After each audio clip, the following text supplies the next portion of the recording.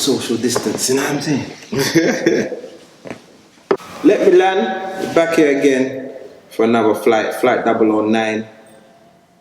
Today, got a very, very special guest in the building. One of London's top promoters, especially in the comedy scene, but I would say one of the top promoters all around. He's also bad boy host. He's been a part of one of London's iconic DJ teams. A bag of things. We're gonna find out about it, man. Mr. Stamina, you're in the building, man. What's good? Yeah, Welcome, my bro. Yes, man. There, man. I'm happy to be here. Pleasure to be here. I love all them podcasts and things that you're doing. Well, I'm trying, my brother. I'm trying. But yeah, I wanted to get you on in particular because, you know, in the last couple of years, I've been really affiliated with the comedy scene, and what a lot of people may not understand is that my affiliation with the comedy scene has come through you. Because you booked me to DJ at the comedy shows, and you know, obviously, that's been happening. I've started doing it more and more and more, and then other people that was putting on comedy shows will see me at a Wahala or see me at wherever that you was doing, and then book me for theirs because I kind of know the pattern. They say you know how to do that. So then, nice for sure. So then you start working with comedians and start getting friendly with comedians, and now obviously the podcast is born. Start working with Yardi as his DJ, and hence, you know, the podcast, and so it's all mad. So it's all linked up. So I wanted to have a chat with you. Basically, I kind of want to know, like, promotion. Like, I want to kind of know your story and what got you into it. Well, I've been doing this thing for a long time, brother. A long time. What kind of got me into it? So, what kind of got me into promoting was some of my older cousins.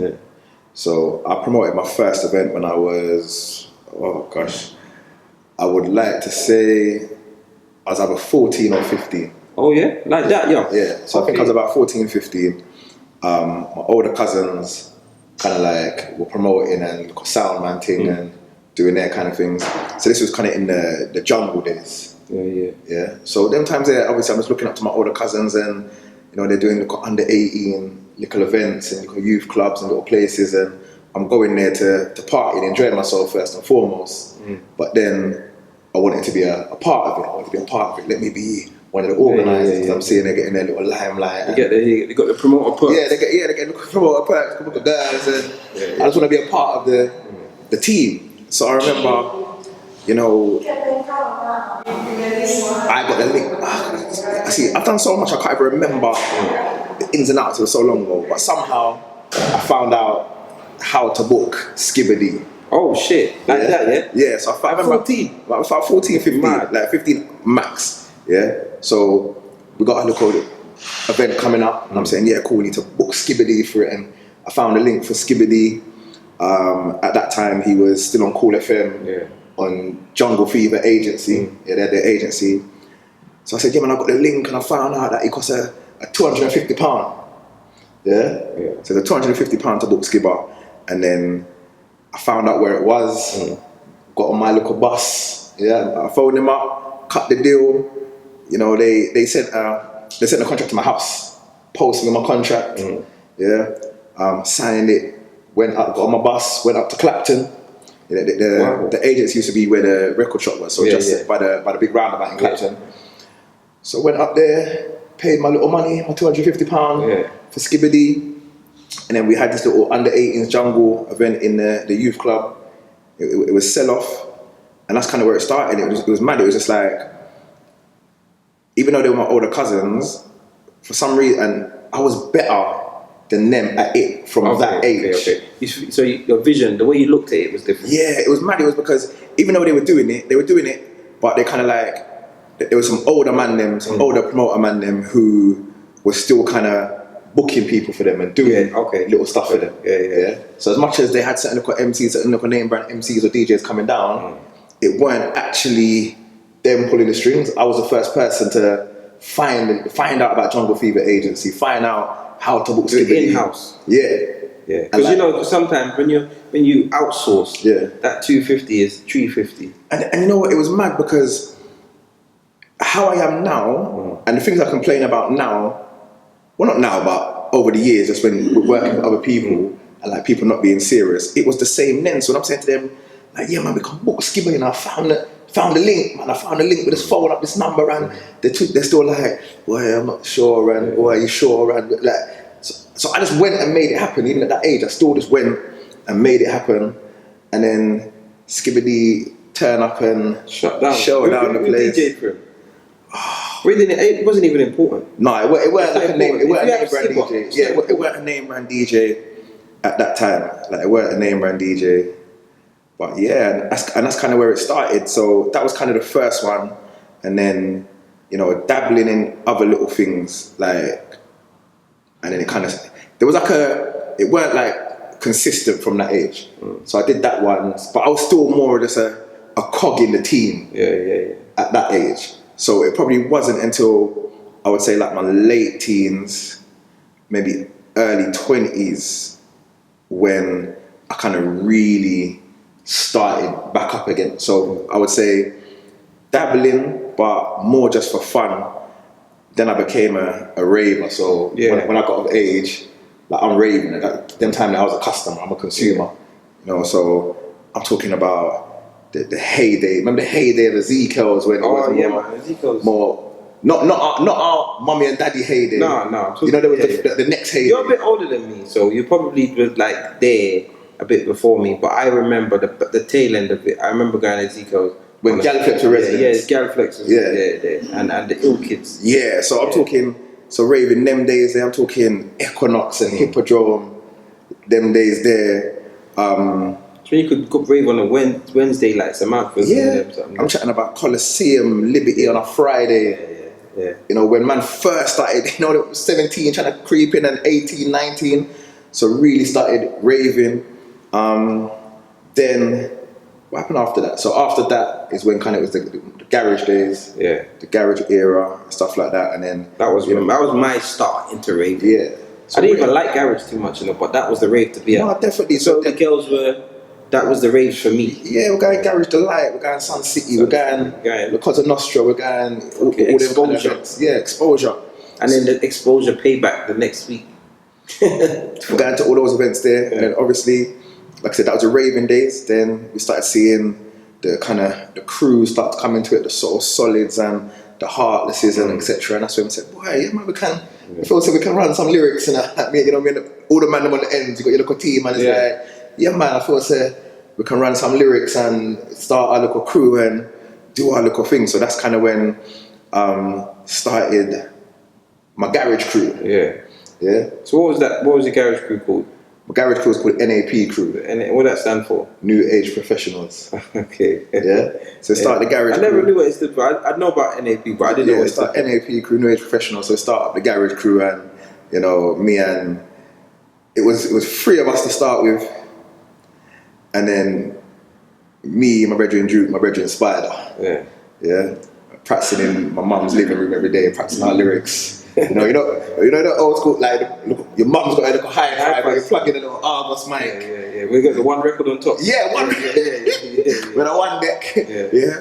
And I practice our lyrics, but then I remember like Spide wasn't serious. Like we're practicing every day, but Spide wouldn't turn up or whatever not. So it was just me and my brethren Duke, and then like got ourselves a manager. So the brethren.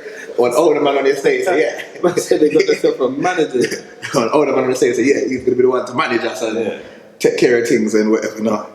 And somehow he started getting us a couple little under 18 bookings, because couple man he know a man. So he wasn't just talking. No, like, but he's got the gift of the gab, if that makes sense. So he know a man who know a man, and start getting us a little book. We didn't even have no DJ, so it's like. I can't remember, I think we had a couple of DJs at the start, man, find a DJ, get a DJ or whatever not. And then obviously my brother Suey, like, remember this time Suey's only like, he was young, wasn't he? 15 at these times. Yeah. But then somehow Suey got brought in, then, you know, we were trying out a couple of female MCs who were supposed to be good as well. And then we got a female MC, and then it was like 4 of us in the crew. Started doing our thing, but it's mad because we started making a little noise in South London, little under 18s. We were kind of doing bits. We're getting our bookings. Like I said, our manager was good at getting us work and doing things, and we worked together. We work really well together. So you was MC Stamina at this point? Yeah. Stamina. So the name Stamina's been with Yeah, you from I for a was long time. little. So we're doing our thing, locking down raves, and then we played at one rave called The One, which is in Le Palais Hammersmith. Yeah. Yeah, a big rave. Yeah, sell off 2,000 people, and we locked it. And CK Flash was there. Like, he's obviously the brother of Commander B. Commander B, yeah. So he was there, yeah. and he saw us, and then after that, he spoke to our manager and said, "No, you know what? Like, I want these guys on Choice FM with my brother." Yeah. So this is before CK went on Choice, because I can't remember what year. I can't remember exactly. Yeah. But it was like, yeah, man, I want him to come and do a little guest spot with my brother. So he went on Choice with Commander, locked that, and we did so well. Then Commander said, "You know what? I need you, man, with me every week." So that's when we got the show every Wednesday with Commander B on the night flight. Yeah. And we was on that with him for like a couple of years. I remember that. I do remember hearing it. I was like an avid Choice. Like I used to listen to like the pirate stations, bass lines and stuff.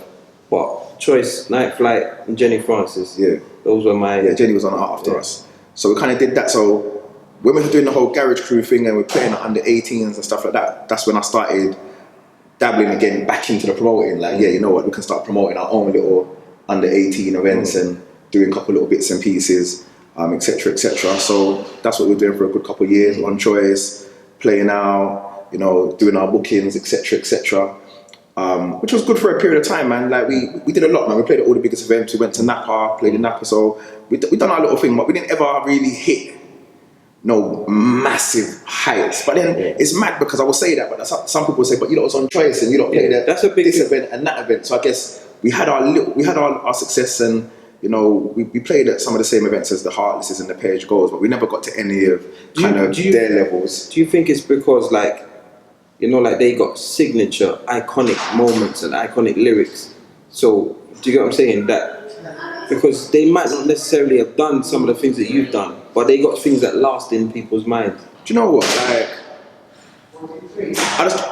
I don't think we was as good as them, to be honest. Like, if I'm totally honest, The Heartless is separate. Yeah, like any of them, like the So Solids, the Page Goals, Heartlesses, those guys were the creme de la creme in it. Like, we was doing our thing, we got to a good level, but you know, maybe we just wasn't as good as them, or maybe we didn't, you know, take our opportunities, or we didn't make certain key moves to get to that level. But I'm kind of happy with what we achieved and kind of what we did. And then we were doing that for a good amount of years and promoting. Like I said, I was now promoting events at the same time. And then I started kind of getting to not necessarily an age, but a period where it's like I was starting to take control of a lot of aspects and starting to want to make things happen. By this time, the grind is starting to come in now. The music is starting to kind of change. Yeah, and this is kind of when it was time to kind of like revamp things and bring in a new generation. And that's when Sui phoned me one day and said, I've got these young MCs, you know, and we need to bring them into the crew, you know. I feel say they're the future, you know. We need to bring them in. Like, one of them, like, is serious, one of them is proper, yeah. His name's Narstie. Come link me, we need to go and hear them, yeah. So I said, all right, cool. So we went and listened to the younger MCs, man like Big Narstie, and this time, like, Narstie was just an MC in Brixton. Nothing going on for him, doing his thing, and a couple of his brethren them. So he said, you know what, we're gonna bring in these guys, and we're gonna more or less put together a younger version of the crew. Okay. So that's where NAA came from. Yeah, so NAA were Big Narstie, L-Man, Solo, Infamous, Typer, Uzi, the next generation. So what did the NAA stand for? New Age Army. Okay. So NAP crew was New Age Professionals. Yeah. NAA was the New Age Army. Yeah. So they were kind of the younger version. So, you know, then I started managing them. So I started managing NAA. So, you know, same thing that our manager was doing for us previously, managing them. And I was, like I said, we were also in the crew, because Sue was the DJ, I was MC in the crew, but for the most part, they're the front runners, if that makes sense. I get it. So we're pushing them, promoting them, you know, getting them in the studio, making tunes, shooting videos, getting them bookings, really kind of raising their profile and kind of getting them out there. And once again, still promoting raves. Because those days was when we had like the under 18s rave Top Boy, which was the biggest under 18s thing. So we're promoting the raves, and then it was mad because at those times radio was kind of, they weren't liking the crews. There's too much violence, too much mix up. So radio stations didn't want to let the crews on. So that's when we was like, but we're trying to get NWA on radio, can't get them on radio, can't get them on radio, can't get them on radio. So them days there, we're just kind of, you're young, you're kind of, not militant, but it's like, no one's going to stop us kind of thing. So because we couldn't get them on radio, like, we said, you know what, like, if no one's going to let them on, then we'll start our own. We'll come with our own, and that's what On Top was born from. Yeah. So On Top was born to I love that. give NWA a platform to kind of do their thing. And if I'm honest, it was kind of still looking at that, maybe even So Solid, the Light FM model. Yeah, because that's what happened with them. Yeah, so it's kind of looking at what they did and saying, right, you know what, like, we can kind of do our own thing and start a station and whatever not. And we had the big rave Top Boy. So originally, On Top was going to be called Top Boy FM. Yeah, glad you did it. But we decided, I'm glad you did it. We decided, you know what, let's not put all the eggs in the one basket. So rather than call it Top Boy FM, call it On Top FM.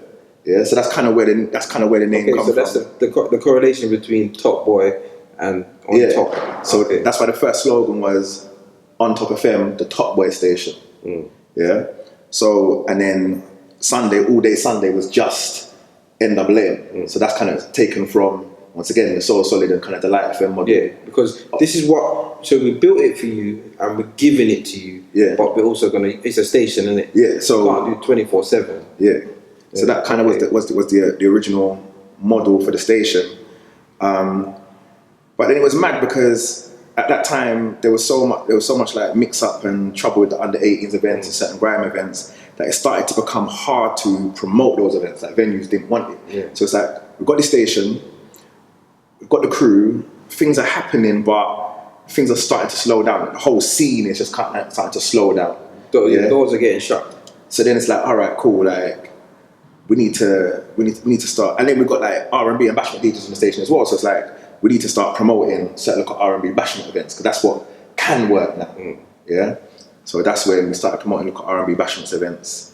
Once again, I'm getting older and kind of just getting a little bit further away from the MCing kind of thing and wanting to kind of more get back into my hosting from the early Soundman days or whatever not. So that's when I decided, you know what, I need to start, as well as having NWA, I need to start kind of local R&B bashment collective so that I can get those bookings, promote those events and get that money. And that's kind of when I started Top Boys. Yeah. Yeah. The Top Boys, yeah. Yeah, so that's when I started Top Boys. So even if you can see with the names, everything was always still So this Top Boy thing, like, let's just keep it real. That's you. You think that's you before you was a Top Boy. You thought you was the top guy. But no, do you know what? Not even, because the actual rave Top Boy was named after Big Narstie. Okay.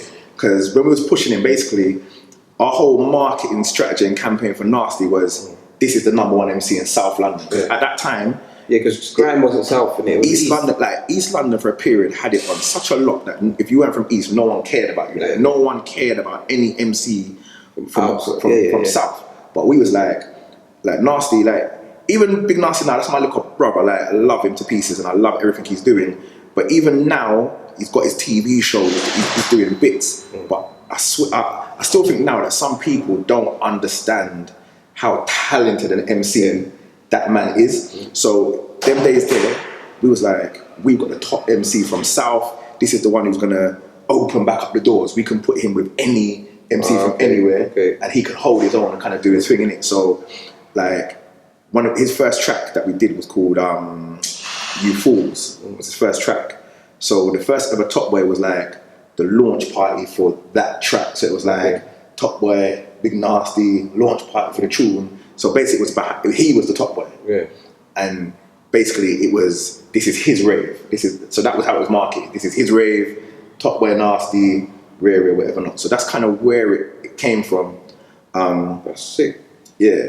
But then, like I said, so I started Top Boys and I started kind of doing that. So then when we started the Top Boys thing, I started doing a couple of raves and bookings or whatever. Not. That's when I really started getting more into the promoting R&B and bashment events, and that's when we had cameos now every Friday. So you were I always thought you guys were just DJs down at the cameos, but you're saying that was your event. That was our event, not just our event. It was with one of the big man promoted them. So one of the old school man who was at Trace, and also was the big man for the Trace Weekender was basically his event. Great Yarmouth. Yeah, so the Trace FM Weekend that you promote, the big man, like he's the one who had the link for cameos, brought us in as the local young bucks.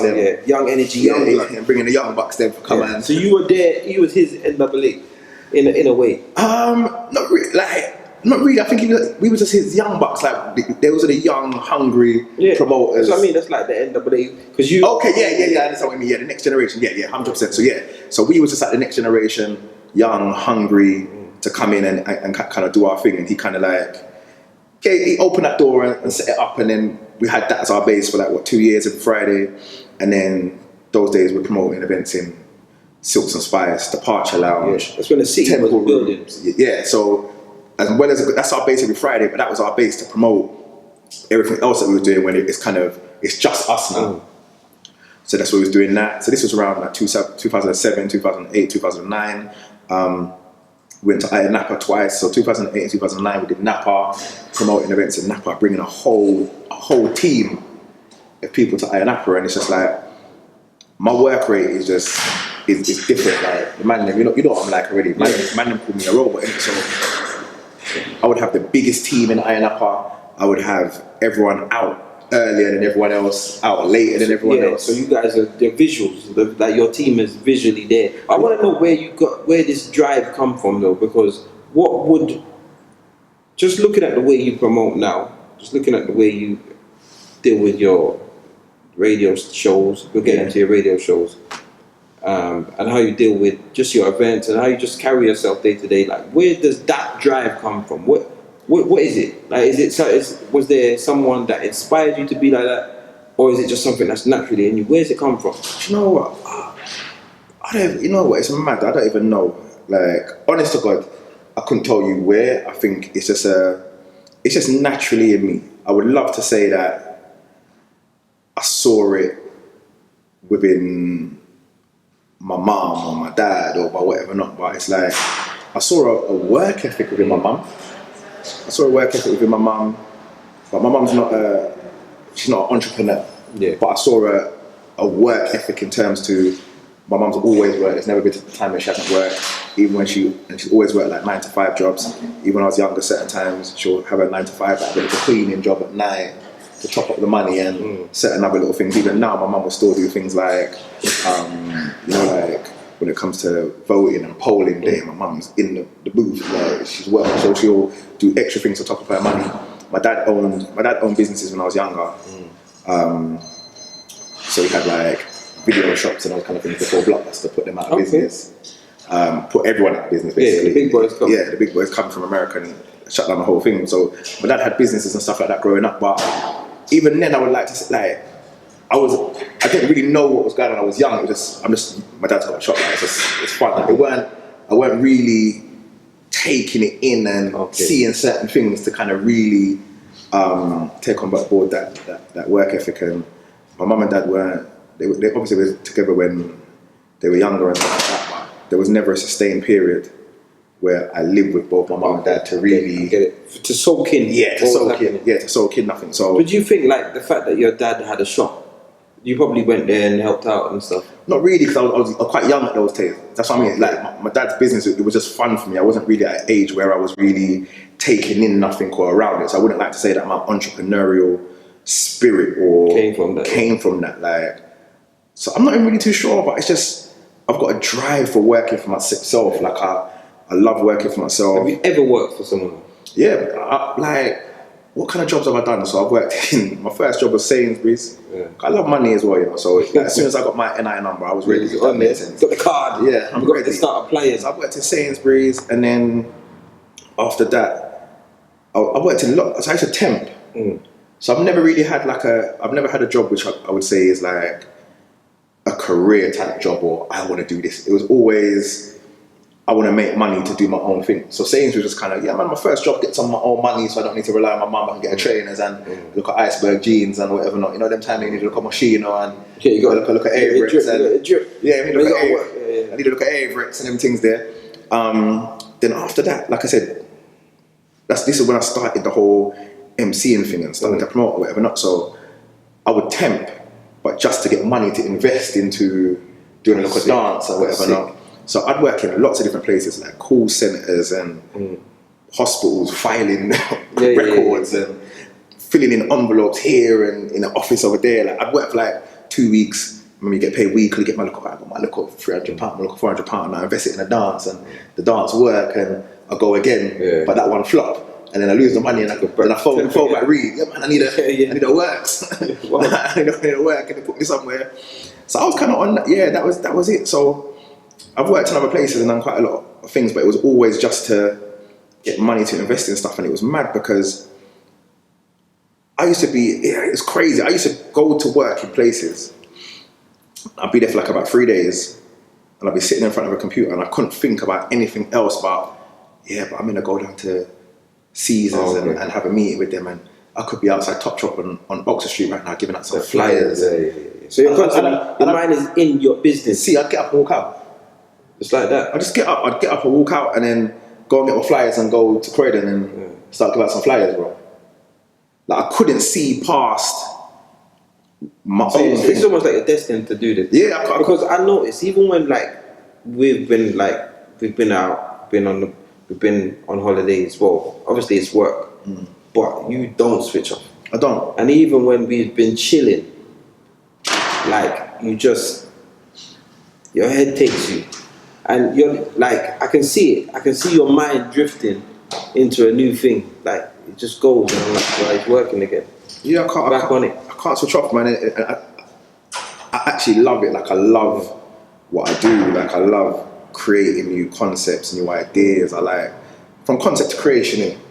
Like I like coming up with an idea, putting it together, putting strategy in, and seeing how it works, and actually delivering it to a higher standard. And I think for me, I'm addicted to success. I'm addicted to success and achievement and building things. Like when something you've created and people love it and buy into it and go to it, like I'm addicted to it. I love it, and I feel like because I've got such a passion for that, it's not necessarily a passion for the money. Obviously, money is always good, and if you can make a living from what you love, it's always good. But I think I just like to create things for it to actually happen, and I feel sometimes when you think genuinely about something like that, you actually love it. That's what can make it a success. And for me, I don't do any events that I wouldn't want to go to myself. So it's like I put together events that I feel like I would love that. Like that event would be great. Like if I went there, I'd enjoy it. You put an event that gasses you up. 100%, yeah. And there's a feeling. There is a feeling. I haven't done a lot of events, but I've done a good couple. And there's a feeling that you get when you stand up and you look at hundreds of people loving life right now. Yeah. And it's like, bro, this is my thing. No, 100%.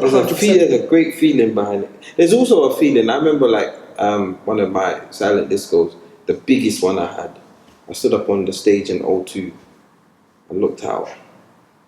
And I looked at, there's a good number of people in there. And I said, Ras Club, everybody I give money to me. Everybody's giving me money right now.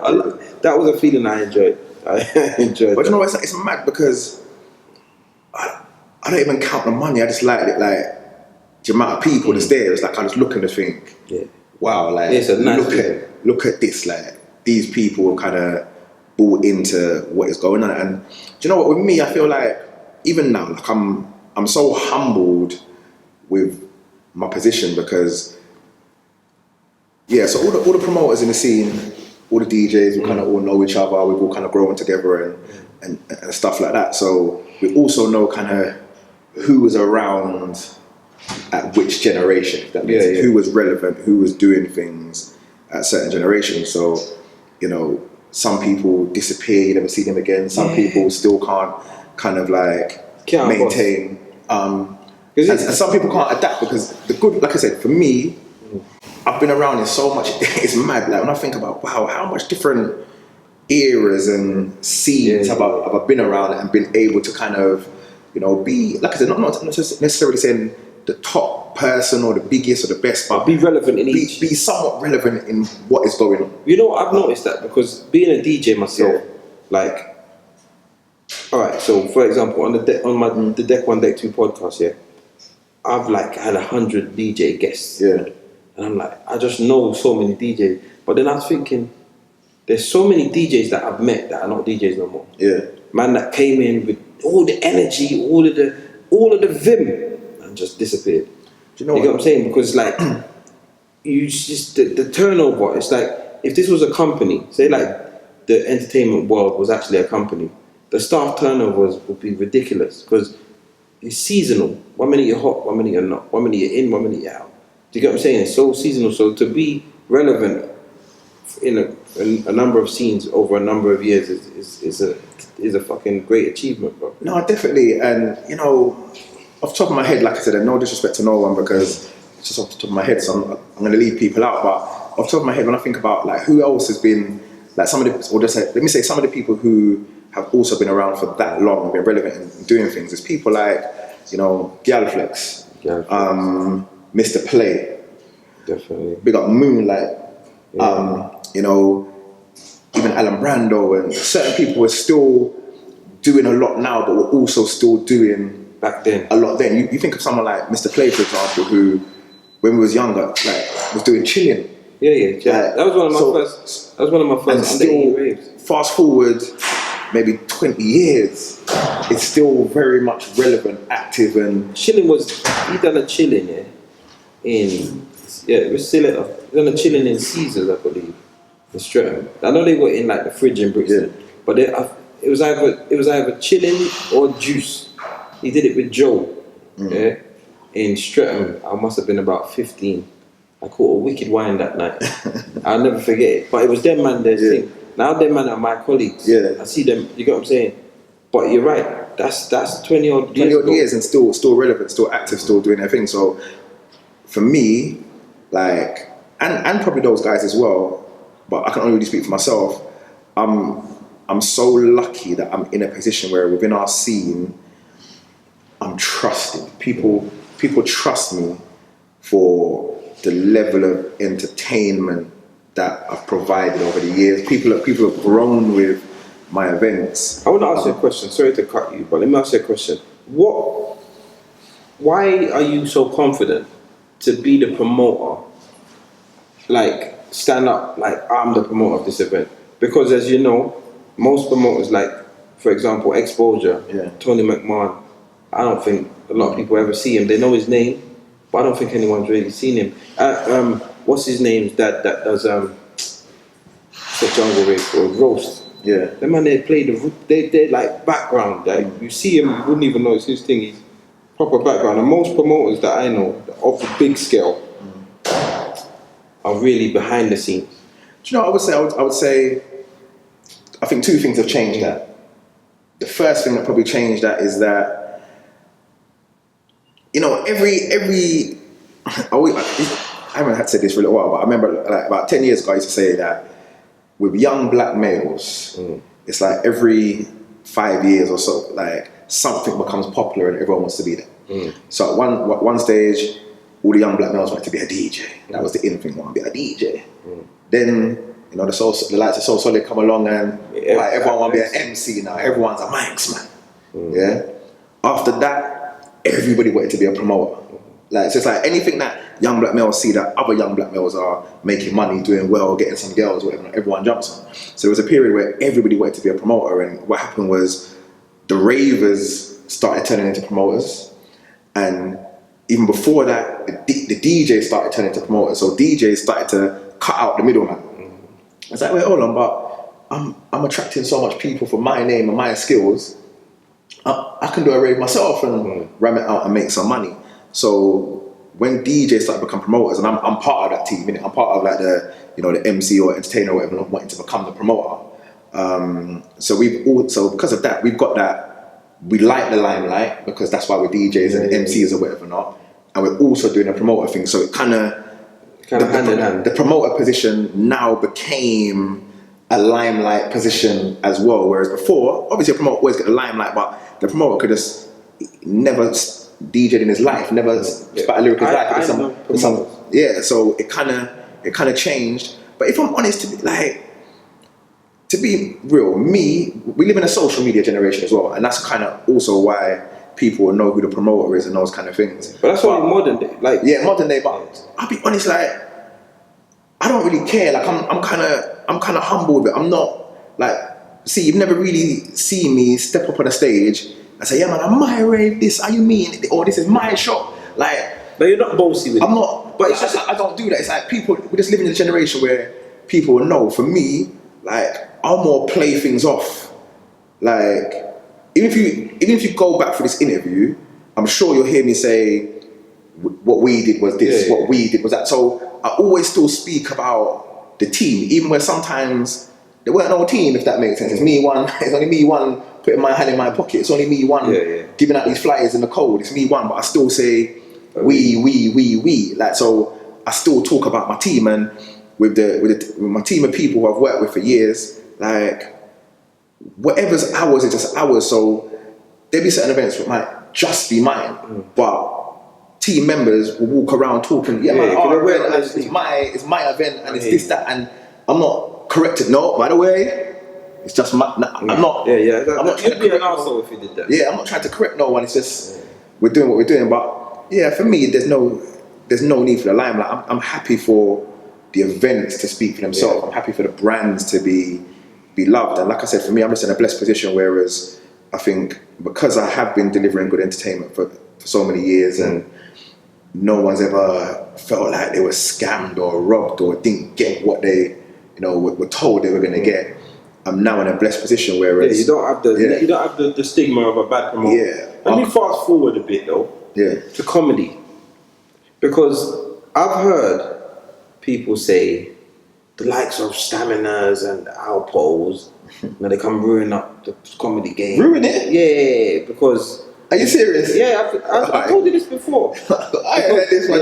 Because it's they ruined it because they've made it so accessible that they've weakened because there was a stage before you guys really got involved where black comedy was in theatres, and it was in theatres, and it was once every 3 months. Certain promoters had these big events, and the Jeff Schumans and the Leo Mohammeds and them will just ram out this theatre and Hackney Empire and these places, and it would just be ram. I remember going because I used to work with Slim early days, and he would invite me to a show and it'd be big and it'd be ram.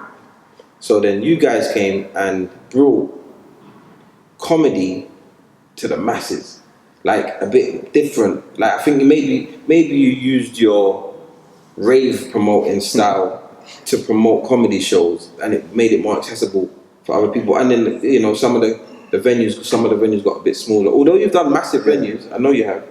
I played at them, but you've done small ones, and I feel like I have heard people say it. I told you, because you know me. I don't. You know what? Yeah. All right. Here's where it's getting mad, because I wouldn't say that anything you just said is a lie, but everything's context. So you're going to get some people who's going to look at it and say, what myself and my brother Alpo did was negative. You're going to get others who are going to say what we did was positive. What we did was we basically brought youth and a social media generation and energy to comedy, which made the time frame for certain things non-existent, so much smaller. But then was that we were a part of that, but at the same time it's also part of the times that we're living in and the generation now. So effectively, before, where there's only a few, like I said, the older promoters doing the big shows, it was a case of it could take a new MC 5 years, 8 years, 10 years before they would ever see a Hackney Empire stage. Yeah, because right now it's like, no, you got to put in your time, you got to do your thing. It's only the likes of the Slims, the Richard Blackwood, Eddie Caddy, Felix Dexter, Curtis Walker, Felicity Ethnic, Mr. C, Quincy. It's only certain people really getting booked for certain big shows. So a younger comedian coming through, there's not really much going on for them. How I got into comedy was, I always say this, like, because of being like a DJ and a host and promoter, I always said that I'm the opposite to a normal person. And what I mean by that is, like I say, right, normal people, they go to university or they have a 9-to-5 job or they do whatever work they're doing. So in their downtime, when they want to enjoy themselves, they want to socialize and be around people. So they want to go to a bar, they want to go to a rave, they want to do that. But these places, they're my workplace. So in my private time, I want to get as far away from being stamina, as far away from crowds, as far away from people as possible. So I love to just do intimate things with like one person. Like my raving is going out for a little meal, a little restaurant, me and one person, we're cool. Or going to a local theatre, or going to a local comedy show or whatever. So I remember going to comedy shows, so the same comedy shows we're talking about, going to those shows, big up, people like Harmony Productions, big up Kennedy, and big up Sarah G Store, and big up Audi Heartbeat Promotions, and all the promoters, them, like the pioneers, them. I would go to their shows, even like Blue Mountain Comedy, the Jamaican plays and stuff like that. Yeah. Oliver and them. Yeah, all them kind of shows there. So I remember one day I was sitting, I can't remember if it was Hackney or Catford Theatre, but I'm sitting there, I'm looking at my local day, me and my local day is in there, and I remember I'm in there watching the show, and I remember looking around and thinking, yeah, I think it was Catford Theatre. So I'm looking around and thinking, but why is everyone in here is like my mum and dad's age? Like, why is everyone in here so old? I'm looking around thinking, everyone in here is so old. I'm thinking, but we're in the middle of Catford, yeah? There's a big show going on, but everyone there is just old, I'm thinking. But then I'm thinking, but it can't be because young people don't like comedy, because at this time, I'm here.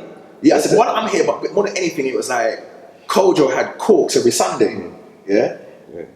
And Kojo's event at Corks, Comedy Funhouse, on a Sunday, every single rave promoter is outside there flyering because, it's the hot spot, there's pure girl in there, pure man them in there, like you have to flyer that. Also, at that time, there was an event called Sunday Show. Yeah. So big up the Sunday Show, man, them, like Mo the comedian was the host of Sunday Show and all kind of things. And Sunday Show was also young, vibrant, crisp girls, man them in there. So I'm thinking about, we've got a weekly event in Sunday Show, there's a weekly event at Corks. So young people like comedy, but these big shows, what's going on? And then I thought to myself, the reason for this, I said the reason for this is that the promo for these big shows is missing our generation. They're aiming it straight for the old folk. So I'm saying, okay, cool. They're going outside, so they're putting on vibes. So that's what I'm saying. This is exactly what I said. So these promoters, basically, they're putting the radio advert on the stations they have been for the last 20 years. So Vibes FM, Station FM, Blues, Lightning FM, and these kind of stations that are more geared to the older promoters. They're flyering, but they're only flyering existing shows at Hackney Empire and Catford, and even certain dances, but they'd be down at Love Lounge. Yeah, but they're not really flying dances like that. They're not like, you wouldn't even know because they wouldn't be. Yeah, I wasn't there, but they're so stuck in their ways. But some there, I'm scratching my chin. I'm thinking, hold on. But I'm saying, and remember these times we got the kind of raving scene on lock. We're playing out every weekend. We're promoting dances with them. I'm saying, I said to myself, hold on, because here look at angle here, I'm thinking, but I can get the existing clientele because I can do everything that they're doing. Like I can put the advert on all those stations. I can flyer at those same events that they're flyering at. But then I can also flyer raves, and we've also got such a database and social media platforms or whatever not to get a new clientele. Yeah. So that's where we came in, and it's mad because I'm from South, and I kind of had that wave. I thought, yeah, man, I can do this. Then my brother Alpo, he's from over West. Yeah, same thing. And he remember we didn't even know each other these times. Yeah, but he had this. I knew Alpo back then. Yeah, me and him didn't know each other then. But it's mad because we're the exact same age, kind of come through a similar, like doing raves and whatever not, and doing certain little things and moving, from one field to another. like he kind of had the same wave at the same time over West, and that's how we met each other when we were both promoting our first ever comedy shows. So we're on the circuit, like, but we're bumping into each other everywhere. We're both giving out our individual flyers or whatever. Not. So he kind of had the exact same wave. Right, there's an angle here, you know, and that was kind of it. But so what we did was we came in and we did our events, and they were successful. But being young, being hungry, we started promoting the same way we promote raves. So we're churning events out. It's not just 2 a year or 3 a year. We're churning them out left, right, and centre. Then we started the comedy club. Like we started the comedy club, about probably a year, probably in our second year of promoting comedy shows. We said, yeah man, let's link up. Let's do a comedy club together. Comedy clubs are running every Sunday for 10 years now. Like, so has it been running through COVID? Nah, stop now. Obviously, stop now. Only COVID is the only thing. That's the only thing that stopped it. So COVID. But comedy club, literally December would be our 10-year anniversary. And that's in Hideaway. Yeah, in Hideaway. And you know what's mad? Yeah, because when I met Alpo, I met him. He used to work with Gooch upstairs from Hideaway in Monsignor. Yeah. That's where I met him. And we used to do. I came there to promote an event in Blue Ice, and there met him, and we started to do every Fridays together. Them time that he was the flyer designer as well. Yeah. And he designed the flyers, them and everything. Yeah, he had it all unlocked. So the fact that you lot still got the comedy show in the same building. Yeah, so I don't want to lose my train of thought. So basically, we started doing a comedy club, but then we're knocking out big shows here, there and everywhere. But what happened was, as much as we're booking the older comedians and the certified people, we're also now a platform to bring through the younger lot. But we started booking the younger lot, so it's like, people like Shabba, Shabba was doing comedy for a couple months and come down to the comedy club and, yeah man, I'm a comedian, I'm doing my thing, like I know you lot are doing things I want to get on. Like Shabba, we had Shabba on stage at the Empire and Catford Theatre probably within the first 6 months of him doing comedy. So it's like something that used to take 5 years, 10 years, it's like now you could be in it for a couple months. You're doing your little thing like stage. We're like, yeah man, I'm gonna book you for this and we're gonna book you for that, and alright, you're on this one, we've got 3 bookings for you here, we've got 5 bookings for you here and stuff like that. So we started bringing that young energy, started bringing the different themes and all of those kind of things. So it's like, that's why I say, depending on what context you're looking at it at. Yeah. So if you're looking at context that we opened it up to a wider audience, and then what happened was, because we have a rave background, so as soon as all of our generation, because we all watch each other, and same way you've done the headphones thing, you pioneered that. But as soon as you do that, it's on shub. Not even a crabs in the barrel thing, but it's like, it's on shubs. It's, you're giving out stuff at the raves. Everyone knows, see 6 other people like, what? That's a good idea there. But so before we went into it, our generation wasn't looking at it. It was happening, but no one don't know. But as soon as we get into it now, and we're giving out our flyers at raves, everyone's like. So now it's like, if Stamina and Alpo's doing this event, yeah man, I want to go there and fly my dance. So other promoters will be coming to our events to fly their dance. But when they're seeing 1,000 people walk out of 15, it's like, oh no, something can work it. So then our generation of promoters now jumped on it. So now you got comedy everywhere. That's probably what I heard. Because as I say, it's not like you lot per se, but it's about the industry. It's also, I've heard comedians say that now that the comedy circuit's so open that the money was capped. So someone like Yardi pioneering his own events and demanding his own money based on what he can start bringing to the table. If he didn't do his events, he wouldn't have had the strength to know what he could bring to the table. So that obviously helped the money for some people. But others have said like there's a glass ceiling in terms of P's, and that's because events are dime a dozen. And it's not necessarily just you guys doing it, but they're just everywhere. Do you know what, Sunday, for example, not during COVID, but maybe 2019, a random Sunday, 9 or 10 comedy events on, for the set aimed at the same market.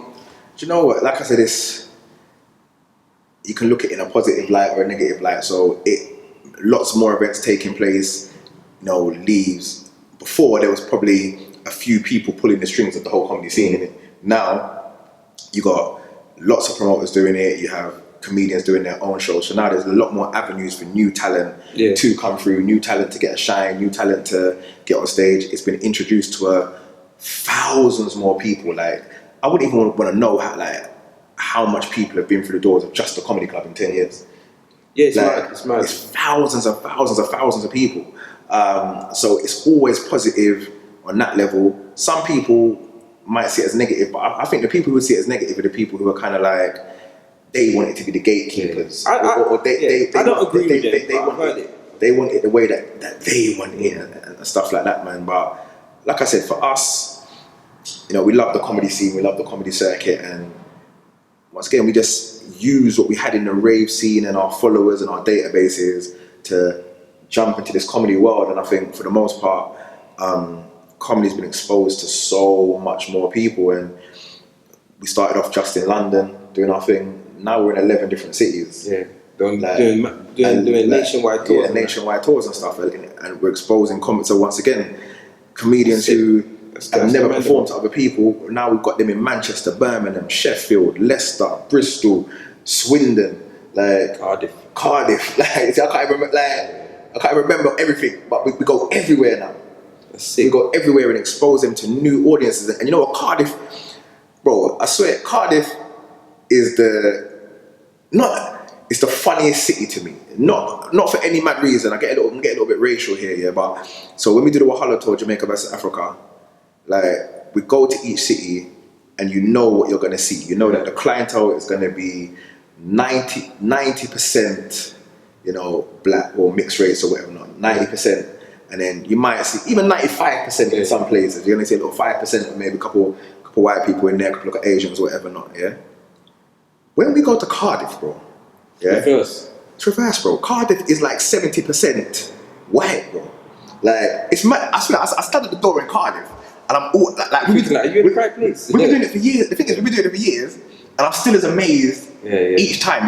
There's nothing wrong with it. We love it. Come enjoy it. But it's just so, like, it's so mad to me. I'm thinking, like, 70% of this crowd saw this flyer come. This flyer popped up on their social media, on Instagram, yeah? Jamaica versus Africa. And them say, man, need this. Yeah, with a black host. And then 3 black comedians representing Jamaica, 3 black comedians representing Africa. And then look, say, yeah, man, me, this and that. Like, me, you coming. Me, this and that. Yeah, and you know what? I'm playing with stereotypes here. I don't want to upset no one, but it's like, it's not even necessarily like, when I'm looking at the crowd, you know, it's not like, say, it's the white girl and she come with 2 of her black friends, if that makes sense. It's proper. It's like a full team of just and they come after work. The white man taking out his white girl or 6 white, and I'm thinking, this is beautiful, if that makes sense. It's beautiful that it shows that the culture, because like I always people say, culture's not colour. Yeah, it's not colour. Culture is not colour, and they can adapt the culture. They can want to be a part of the culture. They can absorb it. Do you get what I'm saying? And it can transcend. So that's a good look. So for me, it's like, if anybody sees that as a bad thing, that we're churning it out left, right, and centre. We're taking it nationwide. We're introducing all these new comedians, and once again, like the big people, the big names, they have performed in these places like over the years and whatever. They've done these places, but the younger lot, they never had those opportunities. They weren't getting those bookings, but off the strength of like us actually building brands as well, strong brands, we're able to go to Cardiff, we're able to go to Sheffield and Bristol with a lineup of young comedians, and because they trust the brand, they're gonna come to the show, and the likes of the Shabra and them are kind of, they're certified now, if that makes sense. But once again, we introduce them to all these new audiences, but now you've got the likes of Kazim Jamal and the Abs the Truth and Darren Griffiths and Kaylee Loudmouth Lewis and Junior Booker and lots of different people who we love introducing all these new hot comedians to cities that they've never been to before. People like Spuds and even Sideman O'Day and all those kind of people. The first time they went to certain places was at our shows. The first time White Yardie went on a stage was at one of our shows. So it's like, most of the comedians are doing big things now. Their first times on stage was at the comedy club. at Hideaway and Streatham, their first time in different cities were on our shows. Yeah. You know, so anyone who would see that as a You're gonna get that. Listen, Yeah. no matter how it goes, you're gonna get that. I've been, the new age DJ. I'm one of the guys that ruined the scene. Or, do you get what I'm saying? You hear all of that, and it's usually the old stuck in their ways kind of people. It can never be a negative thing because, as you say, it's thousands of people have enjoyed it. It's done a lot for hundreds of comedians, and you know what I mean. So it can't be a bad thing. All right, you've obviously done a lot of other events.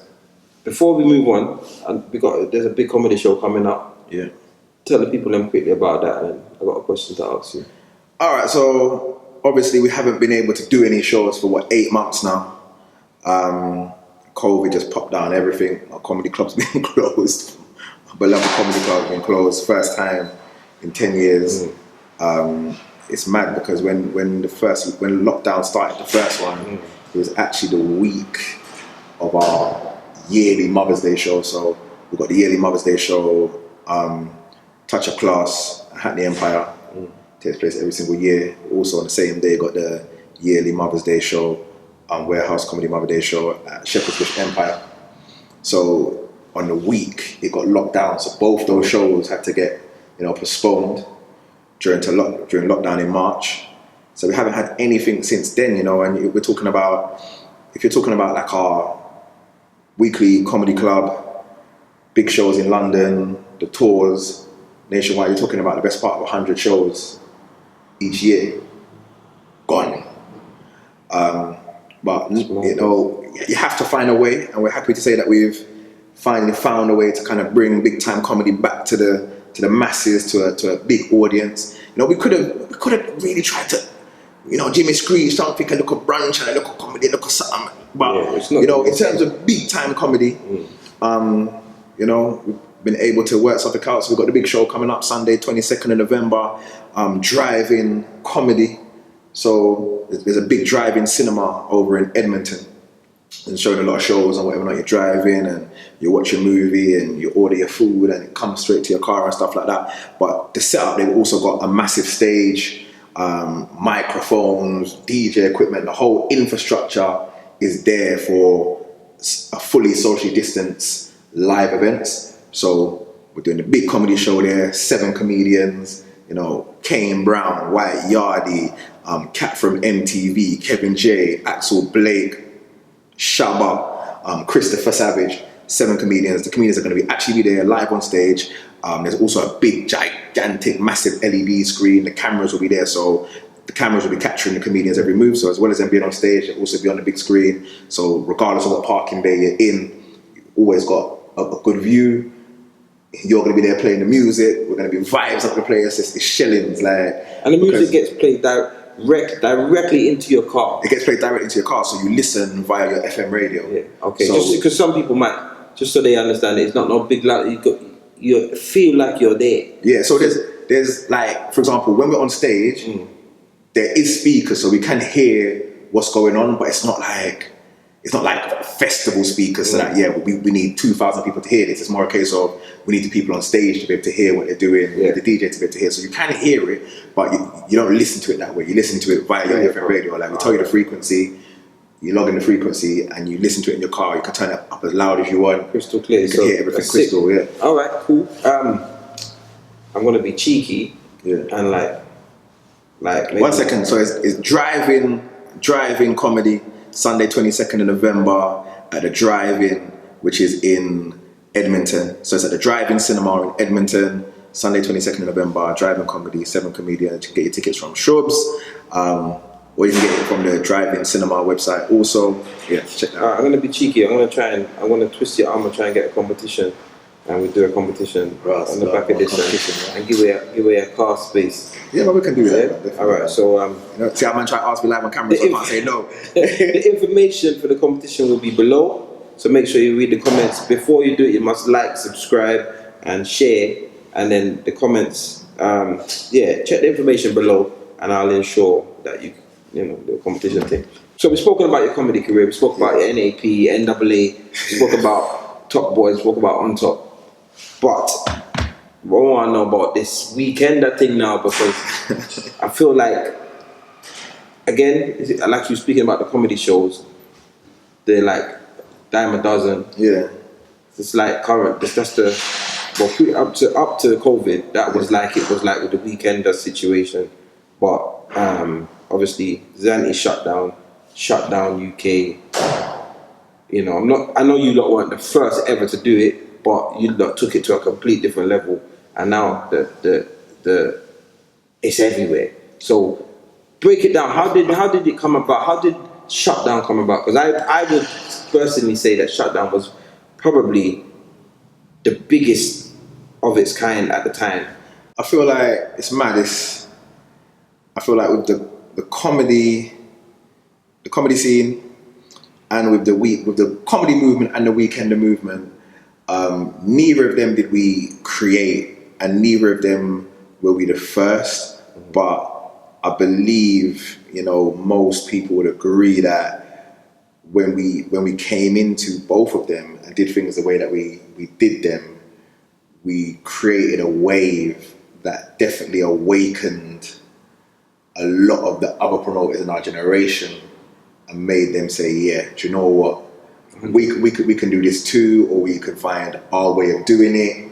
We can do it worse or better or different, or add this or add that, or twist it this way, or twist it that way. No, I don't know what they were thinking, but people thought that there was space in it for them, and then you saw lots of other stuff pop up. But no, once again, we're honest people. I'll be 100% honest. Like, the idea for shutdown came about on a drunken man-them holiday, innit? A drunken man-them holiday.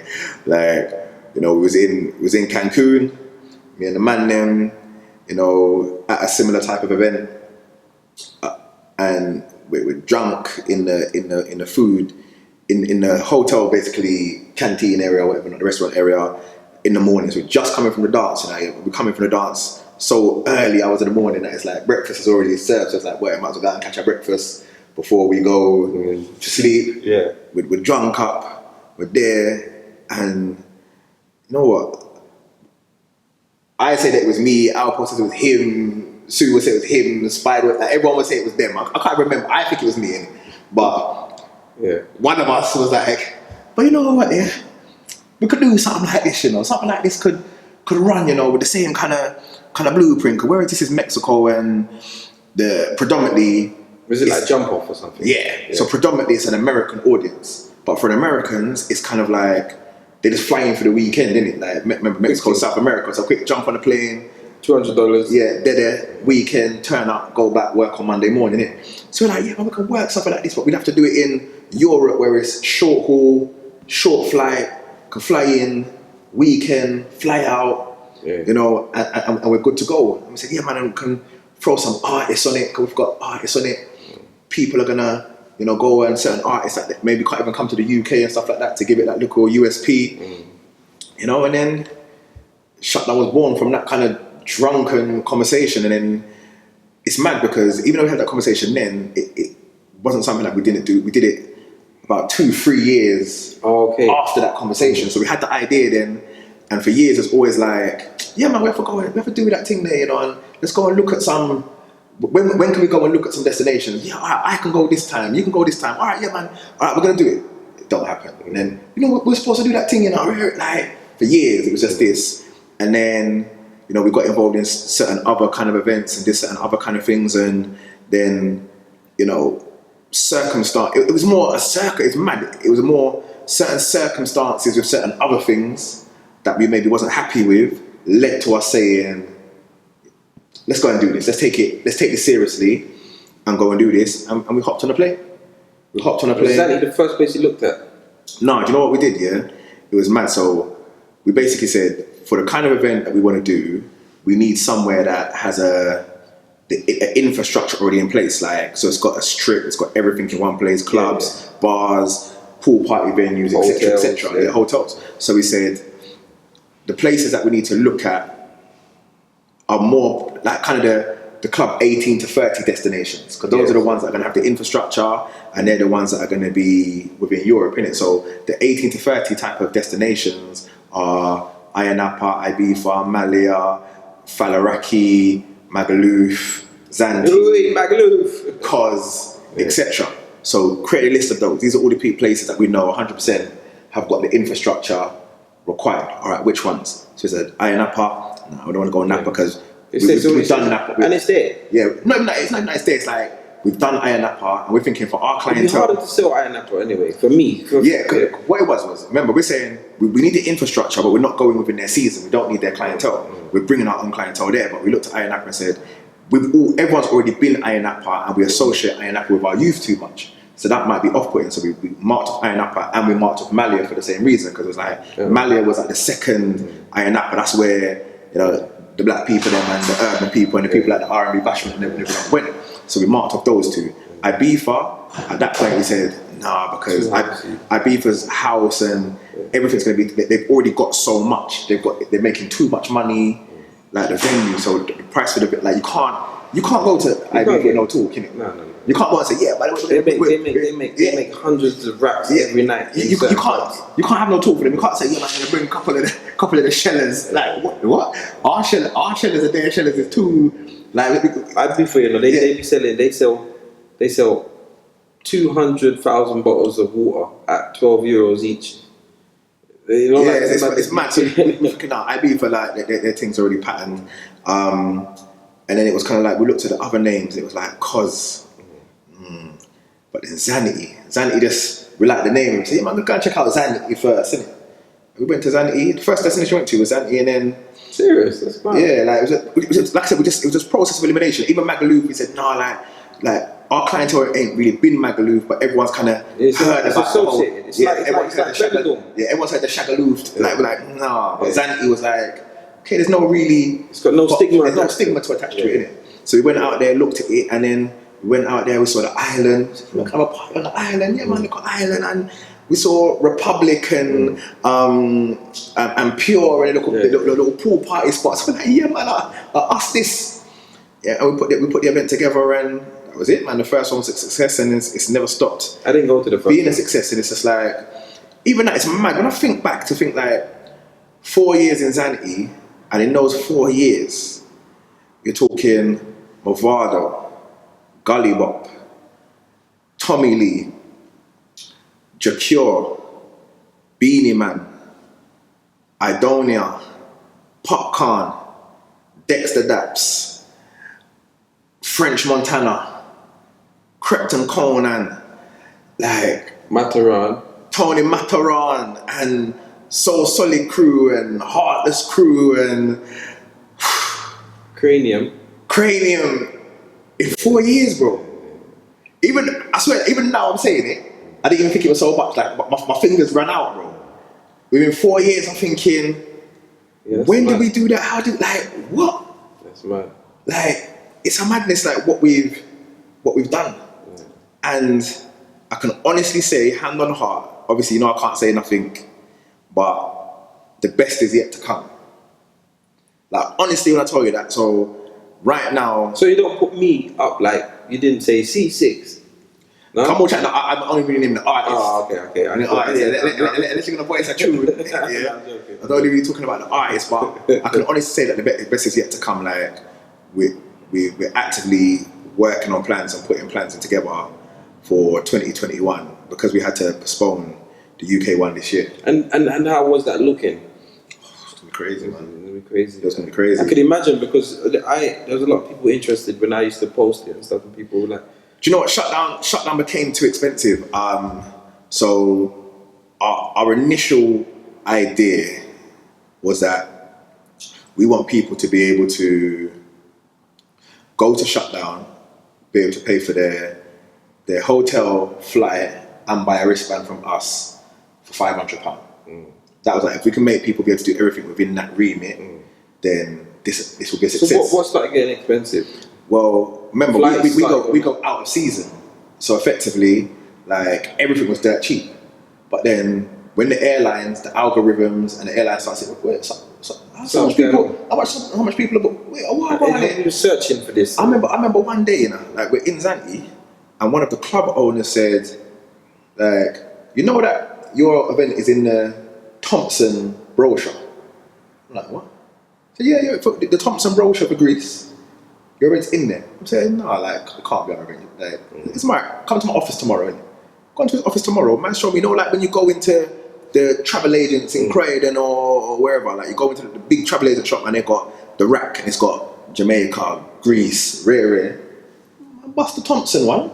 It's got the festival, shutdown weekender, the date, like, no one's had a conversation with us. Do you know how much money it must be to get the advertisement? So we haven't paid no money, we haven't had no conversation, but it's in, that's how aware of it they are, and it's in their brochure.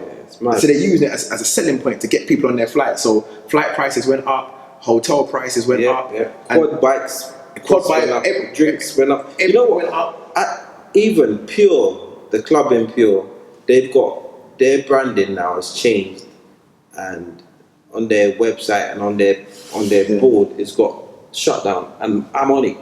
I haven't seen that. I have to look at that. You can look, if you look at it, they've got like faded images of people that were at shutdown, and I'm on it. I feel like phoning them and asking them for money. So I have to look at that. So the prices for everything went up, and then even the expectation went up, because it was like people started to view us in the wrong light. And what I mean by that is like people started comparing us to like wireless at these places, expecting the same. So it's like we're releasing artists, like we release Being a Man, or I don't know, like I know ya, Popcorn, and people be on our phone like, yeah man, Popcorn's gonna be expensive, man. Like it's gonna be good, man. Like it's good. I'm looking forward to it. It's gonna be good. Like, all right, when you releasing the next artist? We're like, next? Like we're thinking next, like we beat. This was the big reveal. What do you mean? Yeah, like next. It's like, so in people's heads, but obviously with like so much other festivals coming, like festivals went crazy all around the world. So now people are like, the expectations have risen. Yeah, it's risen. So they're thinking, yeah man, you're supposed to have 5, 6, 7, 8 artists, but we're like that's not, we're not there yet. So, but then we must obviously try to make sure that we want to give people that quality. With this, we are booking people or whatever, not, but once again, it means wristband prices are more expensive, everything's more. So it just became to go shut down. It started to be like the best hotel, Majestic, was starting to be like £500-600 if you want to stay there. Flights were like £300, £400. That's before everything else. By the time you buy our wristbands were like a £200 or whatever, not. So it's like £1,000, like 1,100. So we're now, and we always say this, like most people want to go on a luxury holiday each year, whether that's a man and a woman going on there, look, a romantic holiday, whether it's wanting to take away the kids, whether it's that, on a family trip to Jamaica with the aunties and everyone, but most people want to go on a luxury trip. So for us, it was like, as soon as going to shutdown, people now have to make a choice between going to shutdown and going on a luxury trip. Like, we're not going to win that battle, innit? Because you might one year, might get a one spin, but it's kind of like, go shut your down, lifespan is, or add an extra £200 to the money and do 10 days in the Rio in Jamaica, all inclusive. Like, so it just became too expensive, and we just looked at like, you know what, like we're pricing so many people out in the market, so let's do. That's why we decided, let's come back to the UK where we can give people the same level of entertainment, but it's affordable for everyone. Everyone can come. It's affordable, because shutdown was always supposed to be a weekend where it's cheap. One thing that I don't want to skip over is this. All right now we're living in a time where podcasts are doing fantastic. It's a podcast generation, and little things like I was amazed that people like to watch people talk. Do you get what I'm saying? So when we started Chalk and Cheese, it started to really gather like fans and stuff. It was really a bit mad to me, and but I've been involved in a few podcasts before Chalk and Cheese. Something that, like, I'm a talker. I like to have conversations. I'm very passionate about discussions. I don't even mind arguing. Like I'm on it, and I get that. But I am nowhere near as bad as you.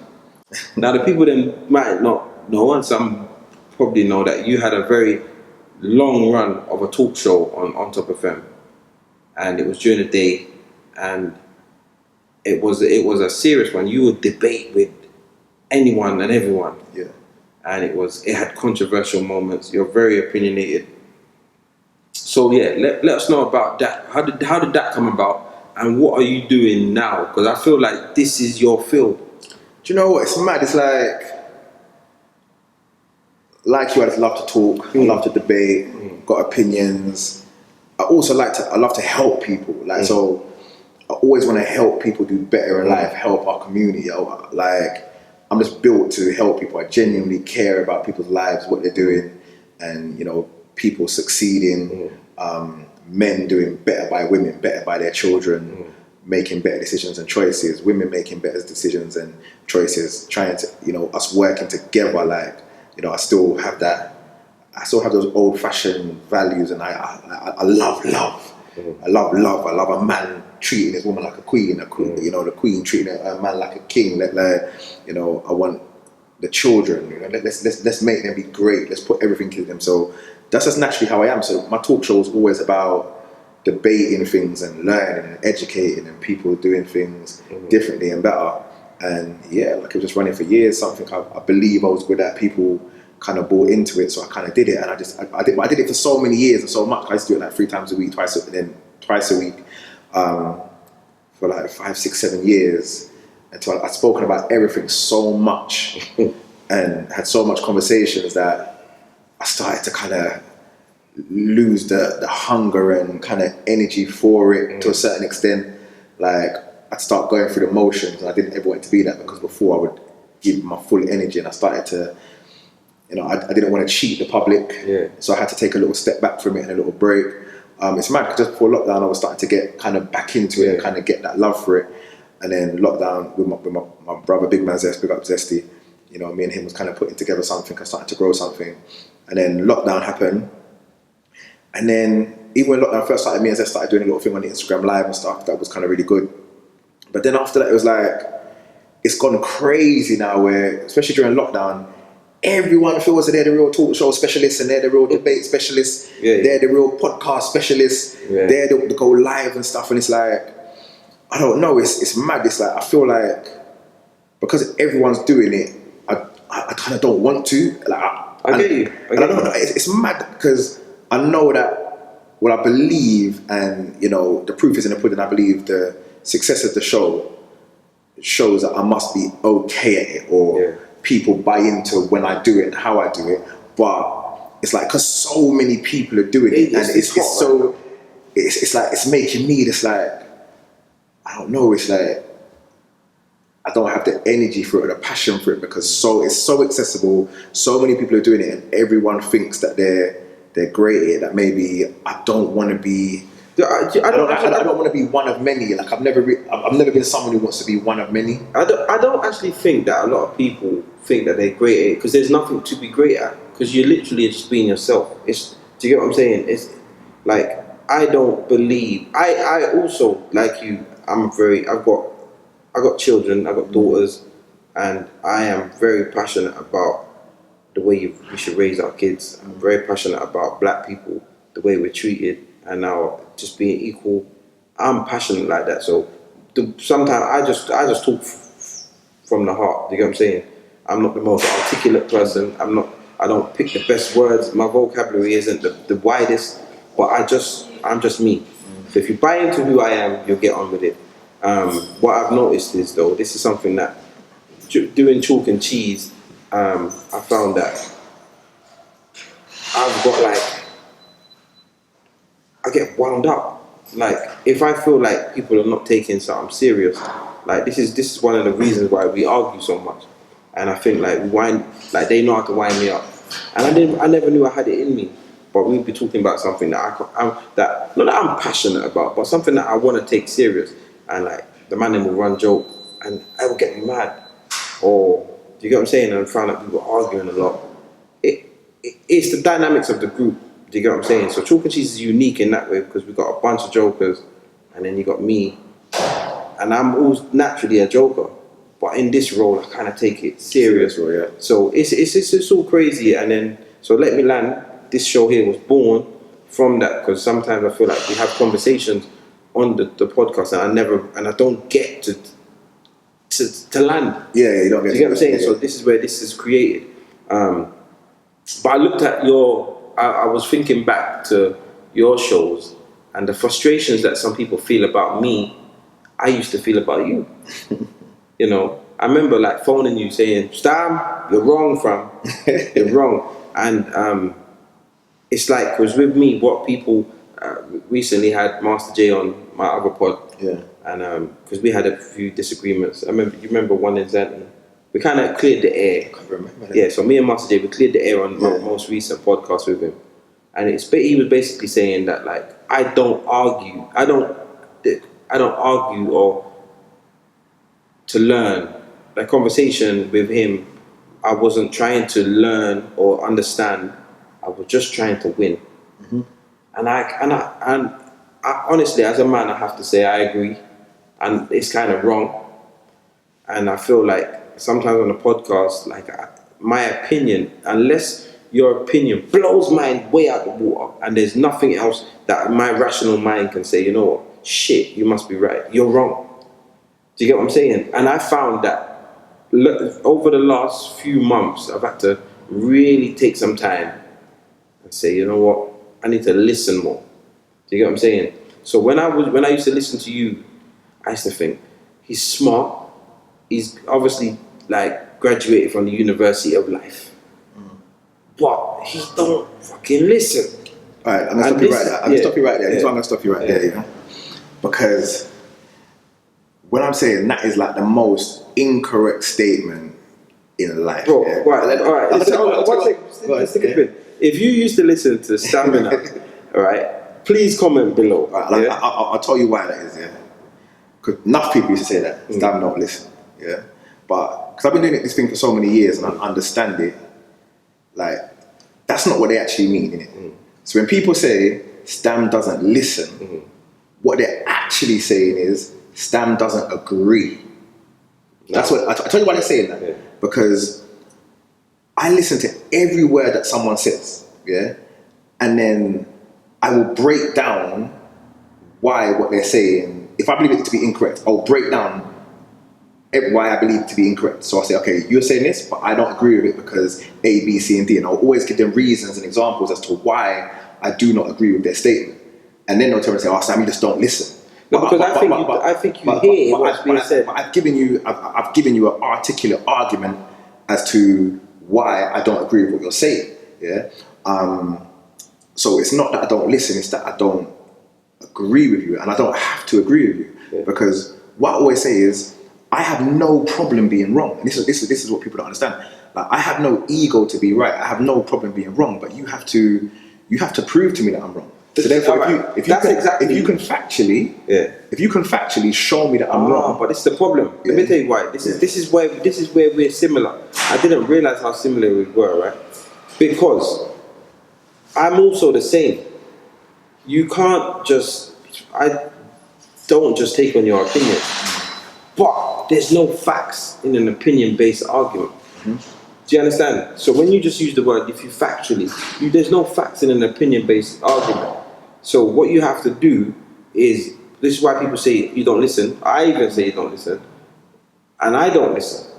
Because when you tell me your opinion, all I can do is I can break down everything you said and fight it with my opinion. Yeah. Because my opinion is right to me.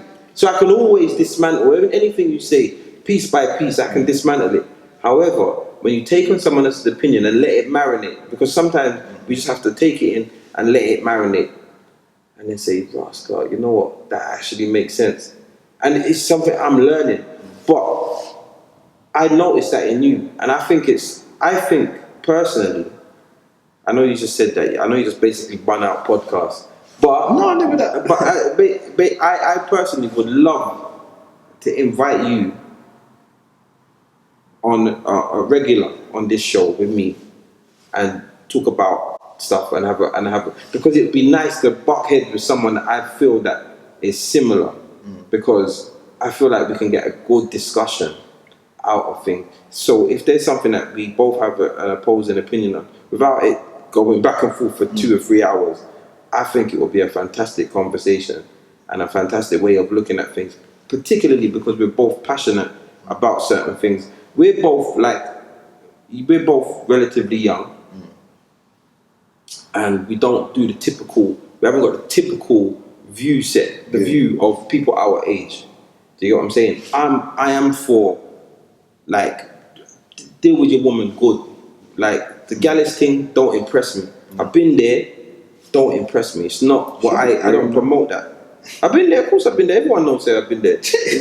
When I was a youth, yeah, come on, man. I got only for stripes. When I was a youth, that was what it was about. But then, you know, I met my woman, children, big, long, happy relationship. Didn't last, unfortunately, and moved on. Another big relationship, and I'm good.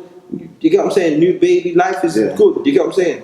So I'm an advocate for that, and a lot of people ain't. I know you're passionate. I know you're a lover. When you get your girl, you love her. I don't know your personal situation right now, but I know that about you. So it would be nice to. So I'm inviting that. So we sit down. No, let's definitely do, like, let's definitely do that. Like, you know what it is, and we listen to each other. You know what it is. I just like anything that sounds fun. Like, I like to, you know. So doing this would be fun. Like, doing something with someone else who's opinionated and rare. Like, yeah, man, let's do it. Let's make it happen, man. But trust me when I say, like, people think I don't listen, but anything, I agree with you. Anything that's opinion based, like. But even on the talk show, I would always like say, do you know what? Like, different strokes for different folks. You know what I mean? This is what I do. I'm not saying anyone else has to listen to it or whatever not, but this is what I do, if that makes sense. And then exceptions to every rule. So I always give the disclaimers, or always say, like, this is not fact. This is just my opinion. And there's certain things, fundamentally, you're never going to be able to change within me. So some of the things that certain people, like, that would easily come up on debates, like bait things, like, you know, should a man pay on the first date? 100% every single time. Like, that's me. So if you're going to come to me with an argument as to why we should go halves, and that should be okay, or why the woman should pay, like, I'm not with it. But if I remember rightly, I know that you kind of see things differently. Yeah, in something like that. Only because we live the world that we live in. So, but that's cool. But so I can respect your opinion, but nothing. I say all of that shit. I say all of that shit because I look at it different. But I tell you what, like, my woman, she'd never paid for a date, and we've been on hundreds. Yeah. So even from the first one. So nothing anyone's ever gonna tell me is gonna make me change that, if that makes sense, innit? Like, certain things, you know, certain things with the kids and stuff like that. Like, certain things are not. It's just how I am. It's not gonna change. All right. So okay, cool. But let's leave it here. Yeah. Definitely, I do believe, like, we should, you know what I mean, wrap it up and do, like, doesn't have to be every week or whatever, but, like, I would. Whatever you want to do, man. Let's make it happen, man. Alright, say no more. Alright, cool, brother. All love passing through. Nah, man. You know, I feel like we haven't scratched the surface. No.